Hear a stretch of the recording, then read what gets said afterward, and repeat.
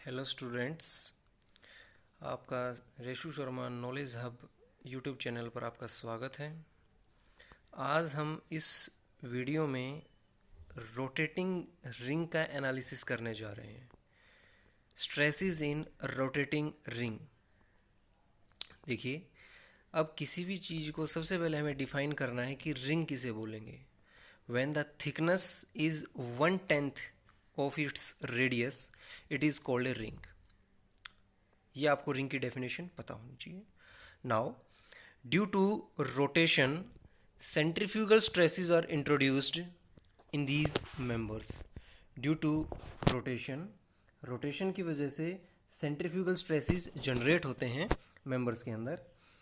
It shall be assumed that these are the some of assumptions for the rotating ring. It shall be assumed that the density of the material is uniform throughout, and whole mass of ring is assumed to be concentrated on O, in this point O. Means centre के ऊपर आपकी क्या है, पूरा जो मास है वो concentrated करेगा।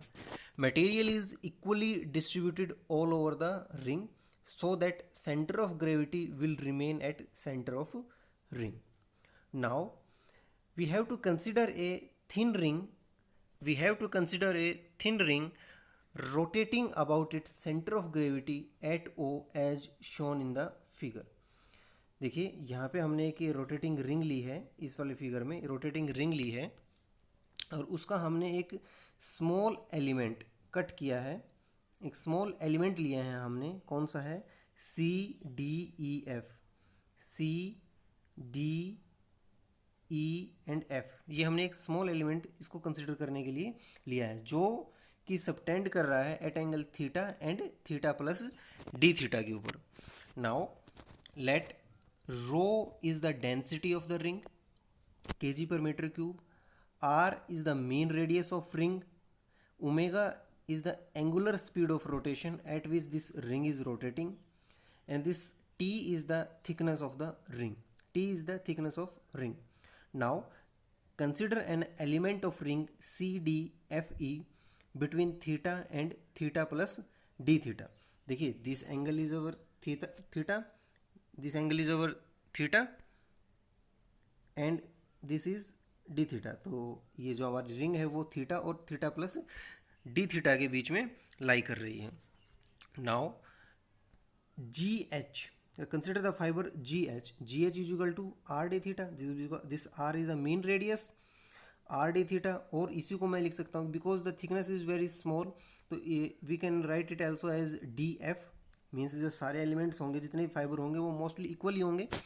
और आर थीटा का मतलब क्या है, इसके अंदर यही मीनिंग है इस चीज़ के अंदर कि जैसे कि आपको आर्क लेंथ निकालते हैं आर थीटा, तो वही निकाला है हमने। This is GH is also a, this fibre is also like a arc length. देखिए, इसमें एक और इम्पोर्टेंट एनालिसिस करना है आपको। In this figure, see here, in this figure, if this DF is our r d theta, this is our thickness T, और हम इसको लेके चले हैं यूनिट लेंथ। क्या लेके चले हैं, यूनिट लेंथ। तो अंदर जो थिकनेस है, जो अंदर जो इसकी डेप्थ है वो कितनी है, 1 यूनिट हम कंसिडर करके चले हैं। तो चलिए अभी आगे क्या करते हैं। मान लो we have to find out the volume per unit length, volume of the element per unit length. तो देखिए, आपको जितने भी वॉल्यूम निकालने हैं इस एलिमेंट की, तो जितने भी इसके डायमेंशन हैं उनको मल्टीप्लाई कर दीजिए। एक इसका डायमेंशन है आर डी थीटा, एक है इसकी थिकनेस T, और एक इसकी जो यूनिट लेंथ की आप बात कर रहे हो 1। तो इसकी जो वॉल्यूम हो जाएगी वो क्या हो जाएगी, are d theta into t into 1। Now देखिए, इस डायग्राम को ध्यान से देखिए। जब ये जैसे ही रिंग आपकी रोटेट करेगी तो इसके ऊपर दो स्ट्रेसेस जनरेट होंगे। एक तो रोटेशन की वजह से इसके अंदर आएगा आपका सेंट्रीफ्यूगल फोर्स जनरेट होगा, और जो इसी की वजह से स्ट्रेस क्रिएट होगी। और एक आपकी जो इसकी सर्कमफ्रेंस है, इसके ऊपर एक हुप और सर्कमफ्रेंशियल स्ट्रेस जनरेट होगा। हम जो कंसिडर कर रहे हैं वो इस क्रॉस सेक्शन एक्स को कंसिडर कर रहे हैं।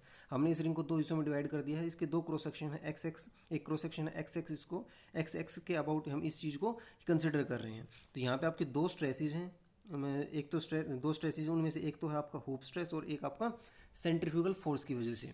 नाउ अब जो हमें देखना है, आइए, centrifugal force acting on this element, centrifugal force acting on this element. तो देखिए d F c is equal to, क्या होता है आपका सेंट्रीफ्यूगल फोर्स, जो आपका सेंट्रीफ्यूगल फोर्स है वो होता है m r omega square, m r omega square. तो देखिए अभी आपको पता है, आप डेंसिटी को क्या लिख सकते हैं, density is equal to mass by volume. तो यहाँ से अगर मास को निकलना है, आपको निकालना है, तो rho into volume, rho into volume. तो d F c is equal to m की जगह हमने this rho into volume, rho into r d theta into t into omega square r. Now देखिए इस फिगर में देखिए ध्यान से, आपका जो भी ये डी एफ सी है, डी एफ सी, इसको अगर मैं दो कंपोनेंट में डिवाइड करता हूँ, एक इसका हॉरिजॉन्टल कंपोनेंट और एक इसका वर्टिकल कंपोनेंट। तो इसका हॉरिजॉन्टल कंपोनेंट हो जाएगा d F c cos theta और इसका वर्टिकल कंपोनेंट हो जाएगा d F C sine theta. Now the vertical component of this force, क्योंकि हमने एक्स एक्स के अबाउट कट किया है, तो हम इसका वर्टिकल कंपोनेंट देखेंगे डी एफ सी का, ऊपर जो लग रहा है d F c equal to rho d F C sine theta, जो इसका क्या आएगा आपका वर्टिकल कंपोनेंट है, d F C sine theta is equal to rho r d theta t omega square r into sine theta, क्योंकि हम ऊपर जो निकाल चुके हैं डी एफ सी को, तो साइन थीटा से मल्टीप्लाई करना था, कर दिया हमने। नाउ अगर आपको टोटल वर्टिकल और bursting force about diameter a b अगर आपको निकालना है वर्टिकल, तो देखिए जब मैं इसको बात करूंगा टोटल इस ए बी के अबाउट, अगर मैं एक पोर्शन का लेके चलूँगा, तो this portion covers angle this theta कितना हो जाएगा पाई, तो ये कितना हो जाएगा आपका 0 pi D F C sine theta, और इसकी वैल्यू आप यहाँ पुट कर देंगे और इसको इंटीग्रेट करेंगे और सॉल्व करेंगे, तो आपका क्या रिजल्ट आ जाएगा, टोटल वर्टिकल और ब्रस्टिंग फोर्स क्या आ जाएगा 2 rho omega square are square into t. This is our equation 1। Now अब हमें कंसिडर करना है हमारा hoop stress. Now hoop stress को कंसिडर करके चलना है, तो hoop stress induced in the ring, तो टोटल रेसिस्टिंग फोर्स कितना हो जाएगा, जो आपका रेसिस्टिंग फोर्स, देखिए सेंट्रीफ्यूगल फोर्स इसको ब्रश करने की कोशिश करेगा, क्योंकि सेंट्रीफ्यूगल फोर्स आउटवर्ड रनिंग है, तो इसको क्या करेगा ब्रश करने की, तो इसका जो रेसिस्टिंग फोर्स आ जाएगा वो क्या आ जाएगा उसका हुप स्ट्रेस। तो उसकी वैल्यू क्या हो जाएगी, सिग्मा थीटा तो है ही, sigma theta is your stress ना, और अब किस एलिमेंट के ऊपर एक्ट कर रहा है, ये एक्ट कर रहा है आपका दिस थिकनेस टी एंड जो अंदर डेप्थ है 1 यूनिट लेंथ, तो टी इंटू 1, तो ये कन्वर्ट हो जाएगा किसमें, फोर्स में। सिग्मा थीटा तो आपका स्ट्रेस है और इसको एरिया से मल्टीप्लाई कर दूंगा तो फोर्स में कन्वर्ट हो जाएगा, और दो सरफेसेस के ऊपर लग रहा है। देखिए रिंग को अगर काटोगे तो दो सरफेसेस मिलेंगे आपको, तो इसलिए हमने इसको ट्वाइस कर दिया। लाइक इधर देखिए, अगर मैं इस रिंग को दो हिस्सों में काटता हूँ, तो एक तो इसका ये वाला सरफेस आता है हमारा ये, तो यहाँ पे सिग्मा थीटा लग रहा है और एक यहाँ पे लग रहा है, तो इसलिए मैंने इसको क्या कर दिया ट्वाइस कर दिया है। तो यहाँ पे 2 सिग्मा थीटा टी इंटू 1। देखिए अब इक्विलिब्रियम के लिए, for the equilibrium of the ring, total bursting force, this total bursting force is equal to total resisting force. जो टोटल ब्रस्टिंग फोर्स है वो टोटल रेसिस्टिंग फोर्स की इक्वल होगा, तो हम इक्वेशन 1 और इक्वेशन 2 को इक्वेट कर देंगे, इक्वेशन 1 और इक्वेशन 2 को इक्वेट कर देंगे। दोनों को जैसे ही मैं इक्वेट करूंगा तो आपका क्या रिजल्ट आ जाएगा, twice of rho omega square are square is equal to 2 sigma theta is equal to 2 sigma theta, और इसको मैंने सोल्व किया है, तो यहाँ से जब मैं फाइंड आउट करूँगा तो सिग्मा थीटा की वैल्यू निकल के आएगी, sigma theta is equal to rho omega square are square. तो this is your equation number 3 and we have to remember this formula for the case of rotating ring. देखिए अभी जो आपकी peripheral velocity होती है वो क्या है, v is equal to r omega. तो देखिए हमारे पास क्या है आर स्क्वायर ओमेगा स्क्वायर, तो क्या मैं सिग्मा थीटा को यहाँ पे लिख सकता हूँ रो वी स्क्वायर, क्यों मैं r square omega square is equal to v square, तो रो वी स्क्वायर। तो हमें ये चीज़ इसमें याद रखनी है। तो फॉर्मूला क्या है आपका, sigma theta is equal to rho omega square are square. Now we will take a numerical for understanding this concept in a better way. Now the question is the rim of a pulley is made of a material with mass density 8000 kg per meter cube। आपको density given है। Now पूछा क्या है इसने, what hoop stress will be induced in the pulley if the rim has a linear velocity of 8 meter per second। आपने hoop stress पूछा है, and what increase in stress will result if there is an increase of 15% in the velocity of rim। देखिए question बहुत आसान है, आपको पता है कि रिम और रिंग की बात कर रहा है पुली की, तो रिंग एक वो आपका क्या है एज ए रिंग एक्ट करेगा। नाउ हुप स्ट्रेस का फॉर्मूला आपने पढ़ा है, hoop stress is equal to rho V square, rho की वैल्यू इसने क्वेश्चन में गिवन है 8000 और वी की वैल्यू कितनी है 8 मीटर पर सेकंड स्क्वायर। तो 8000 into 8 square is equal to कितना आ जाएगा, इसको जब मैं सोल्व कर लूँगा कैलकुलेट करूँगा तो 0.512 mega pascal, 0.512 mega pascal. Now the next question is hoop stress when the velocity of the rim is increased by 15%, means आपकी जो वेलोसिटी है अब वो 15% इंक्रीज हो चुकी है। तो मीन्स 15% इंक्रीज हुई है। तो अभी जो आपकी नई वेलोसिटी है वी डैश, अगर मैं नाम दूँ उसको, तो वो कितनी हो जाएगी, जो आपकी वी है इसका 15% इंक्रीज की है। तो इसको अगर मैं 1.15 से मल्टीप्लाई कर दूँ तो इसकी वेलोसिटी इंक्रीज हो जाएगी, ये इसकी न्यू वेलोसिटी होगी। या फिर अगर किसी बच्चे को ये चीज़ समझ नहीं आई है कि ये सर 1.15 क्यों कर दिया, तो देखिए इसका सबसे और आसान तरीका क्या है कि बोलता है कि वी डैश इसकी कितनी हो जाएगी, जितनी इसकी पुरानी थी उसका 15%। तो आपका जो 8 है, स्टार्टिंग में कितनी थी 8, इसका 15% निकाल लो आप, 15/100, इसकी जो भी वैल्यू आएगी, जितनी भी आपको, सॉरी ये वी डैश नहीं होगी, ये इसका क्या है कि परसेंट, ये इसका इंक्रीज है, कितना इंक्रीज आया है इसके अंदर, 8 इंटू 15/100, 15% इंक्रीज किया है।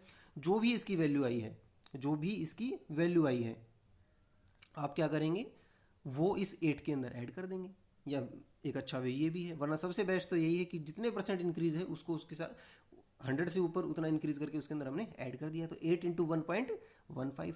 तो देखिए मैंने इसको यहाँ पे पुट कर दिया है और मैं वैल्यू करूँगा यहाँ पे सिग्मा थीटा की वैल्यू निकालूंगा। यहाँ पे स्ट्रेस कितना आ जाएगा, अभी डेंसिटी तो सही है, सेम ही है ना, मटेरियल सेम है, तो 0.677 mega pascal. Now percentage change in the strength या स्ट्रेस जो भी है, तो देखिए कैसे निकालेंगे, final minus initial divide by initial, 0.677 minus 0.512 divide by 0.512, it comes out to be 32.22, 32.22। तो ये था हमारा क्वेश्चन, और यही आपको, जो आपका ये रिजल्ट है, ये आपको याद रखना है, किसके लिए, आपके लिए स्ट्रेसिस इन ए रोटेटिंग रिंग के लिए। होप आपको ये डेरिवेशन समझ आया होगा। इस जो इससे रिलेटेड और जो आपके डेरिवेशंस हैं लाइक रोटेटिंग डिस्क और रोटेटिंग सिलेंडर्स के, हम आने वाले कुछ टाइम में लेके आएंगे आप लोगों के लिए, ताकि हम आप उन चीज़ों को अच्छे से समझ पाएँ और सॉल्व कर पाएँ। Thank you very much.